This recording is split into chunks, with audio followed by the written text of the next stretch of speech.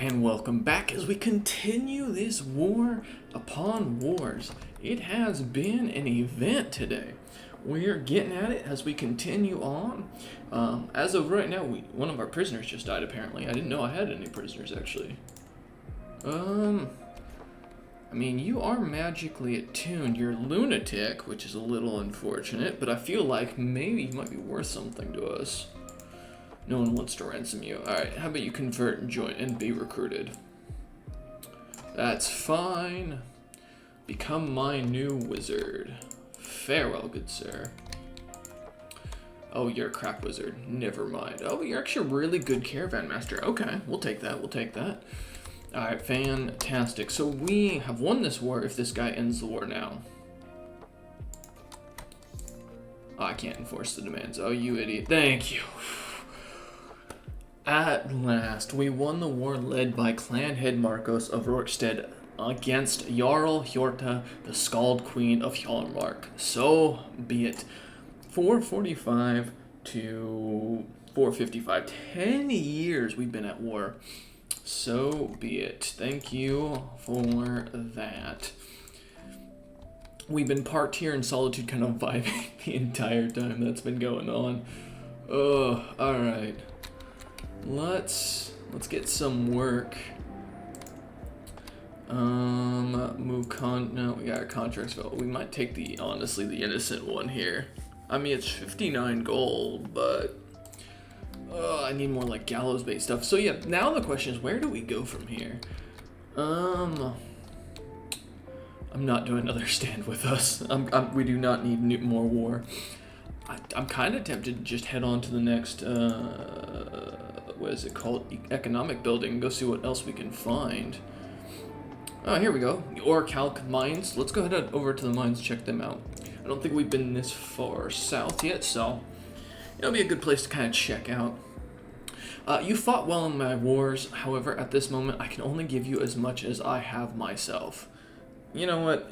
He went into bankruptcy. I'll take it.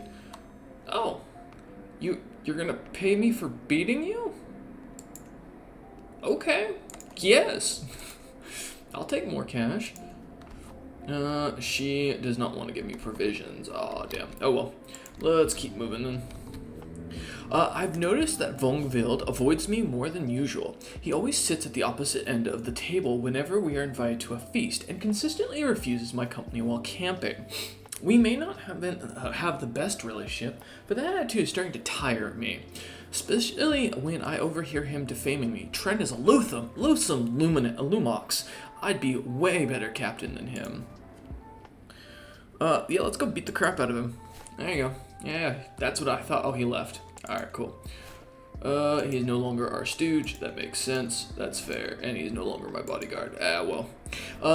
Atrebus's rebellion was not meant to last. As the Pontinent and the Warlord clashed in violent battles, the rulers of the Imperial City defeated time and time again the leader of the rebellion.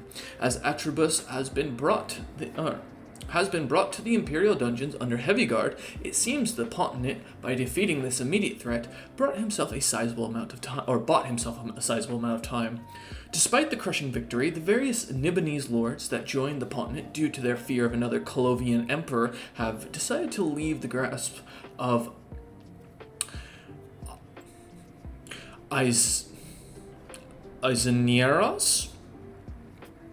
Someone let me know if I'm close. With the support of the Imperial Isle and some parts of the Rumore Bank, nobody expects the Pontinent to last very long.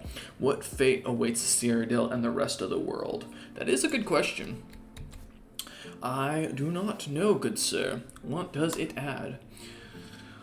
But as we kind of continue on with we got familiar trees. Haven't we seen that massive tree before? I swear we're going in circles, my caravan master Sahun shouts.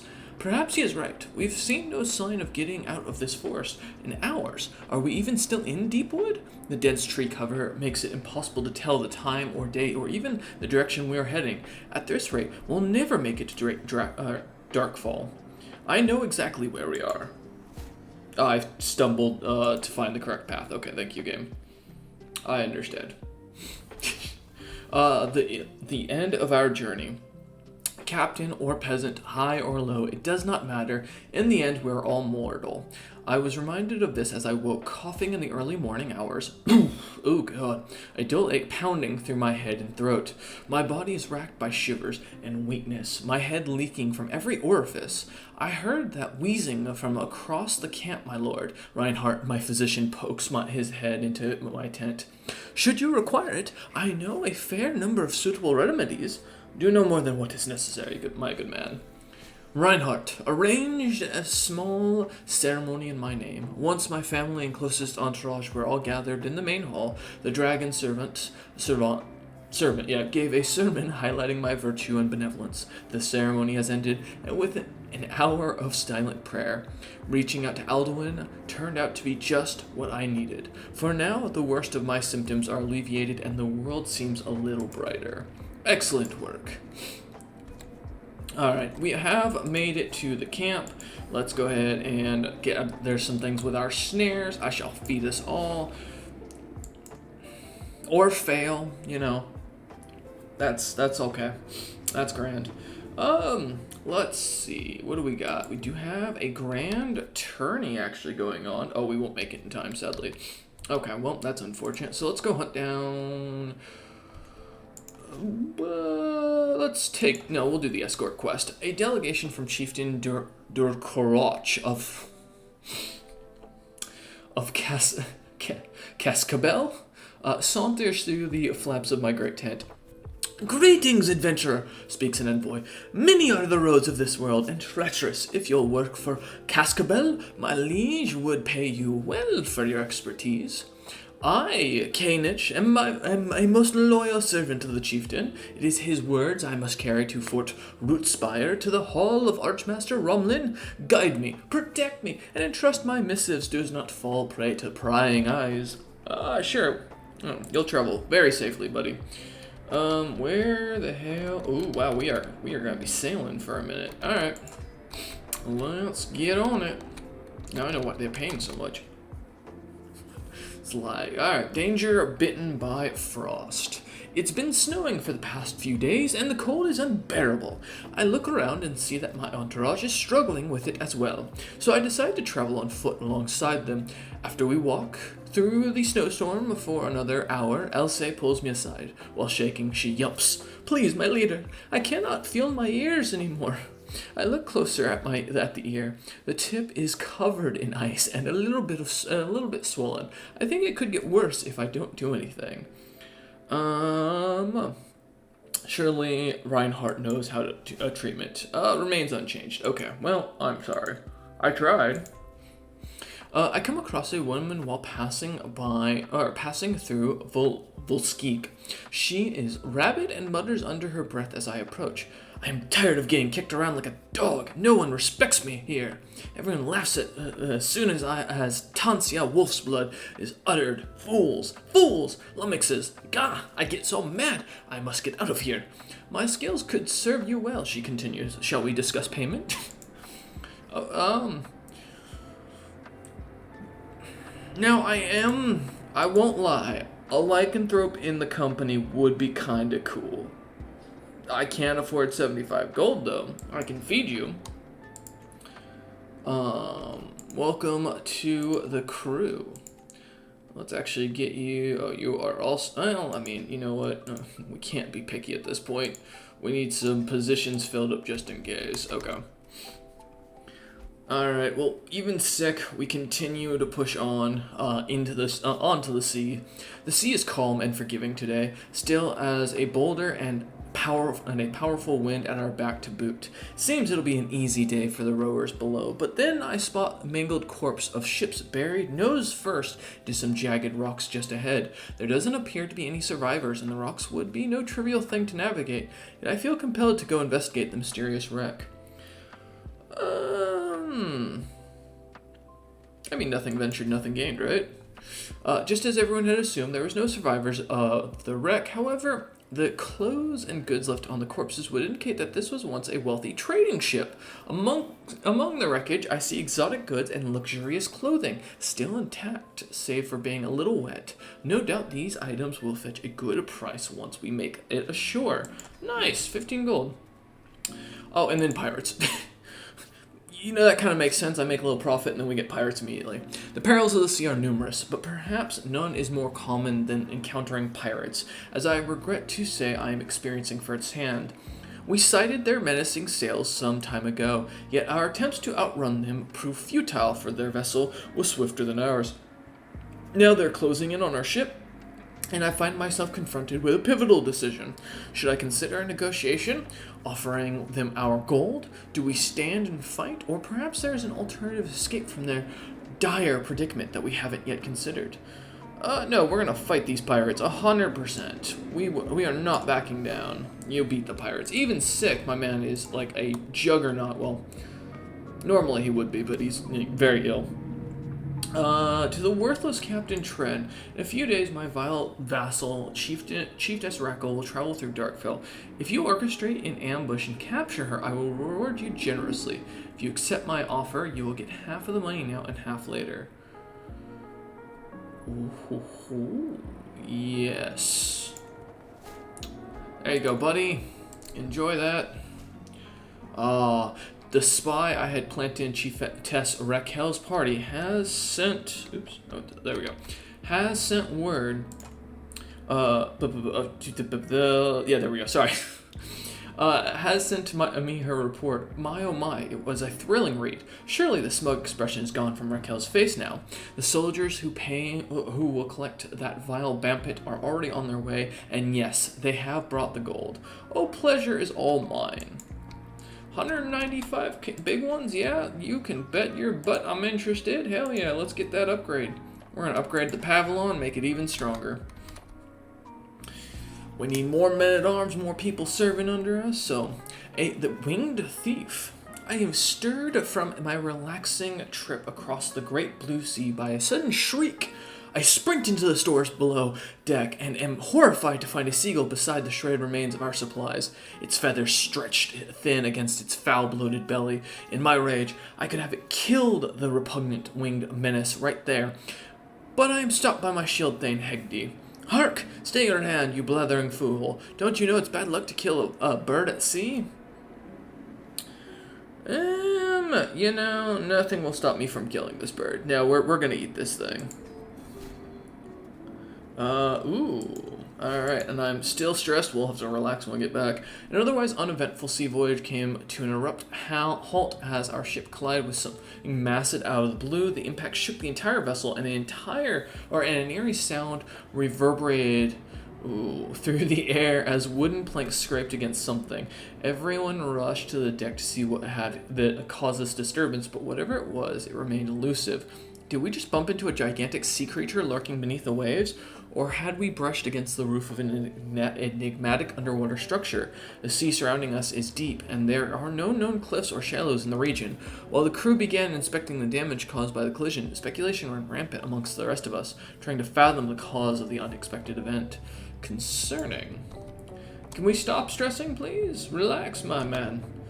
Breathe. Alright, I am brought before Archmaster Romlin himself. You have come at my acquaintance, Chief Durkorox. These names, man. Behest, no? On what business? Okay, next steps forward. Worthy Archmaster Romlin, I speak for Chieftain Durkrotch of Cascabel, but the message I bear for is fit for your ears alone. Come, answers the Archmaster darkly. We shall speak in my chambers. Captain Tren, your service is noted. You may remain as a guest in my castle. I shall head back to my camp. Flawed fare. Sahun is in charge of our food supplies and sheepishly revealed our provisions are now all but useless, having been poorly stored. Patches of mold covered the bread and produce, and we have quickly used up our remaining dried food. The party grows hungry as dusk begins to fall. Nature will provide. Also, while we're here, let's get those provisions, because we know we're going to need them. Hearing several thuds and angry screams coming from outside, I hasten out from below the deck, only to find Hegdi and Sahun in a tense argument. Hegdi seems to be extolling the virtues of Nordic pantheon, but you fail to understand the importance of kind to living a good life. It's paramount that... Not this again, Sahun rolls his eyes. Alduin, if you're listening, save me from the scullion, I beg of you. Come now, surely two can make amends. Yes, become friends. That's what we want to see. Continue building up our camp and growing stronger here. As we sail towards Darkfell, the fresh sea air is doing wonders for my health and well-being. However, we are not all so lucky. I've noticed that Tansia has been deteriorating over the past few days, and now there is no doubt that she has contracted an illness of some kind. Yeah, Reinhardt, go ahead and treat her. Alright, let's get back while we try. Wait, did Skyrim unite? Oh my god. Flamehair has united some of Skyrim. He founded the Empire. Holy crap. Okay. Does he have anything, like, special for that? No. Okay. Wait, did his father do it? Oh, no, his mother. Oh, okay, so she was the one who did it. Got you. Or I lost it, I assume. Alright, anyways. Elsie is at the age where a child absorbs everything and anything around her like a sponge soaking up water. Though present circumstance prevents me from giving her finest of education, the young lass seems no less eager to learn for it. Instead of tutors and books that someone of more fixed wealth might feel entitled to, she roams the camp shadowing my officers and eagerly assisting them in their duties. A little nudge towards someone specific would likely do wonder for her focusing efforts. Let's boost her diplomacy and martial abilities. As we head towards Darkfell, we stop in our tracks for a short break. She has been bitten by a viper at sea. Eventually, the serpent released its fangs from her flesh, but it is clear the venom is taking its toll. Reinhardt, get to work. Okay, cool. Now let's hope no more interruptions.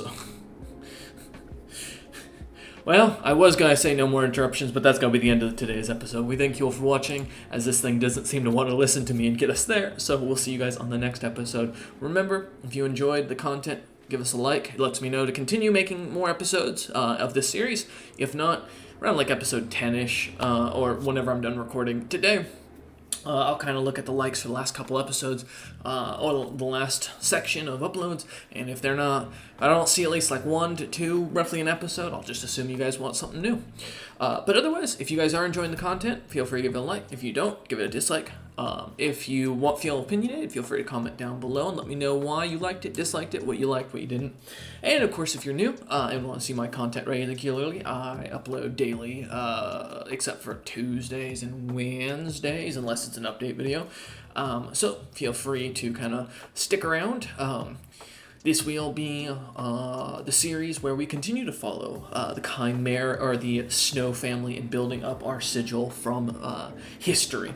So if you're into that, feel free to give us a subscribe. Otherwise, I will see you guys on the next one. Take care.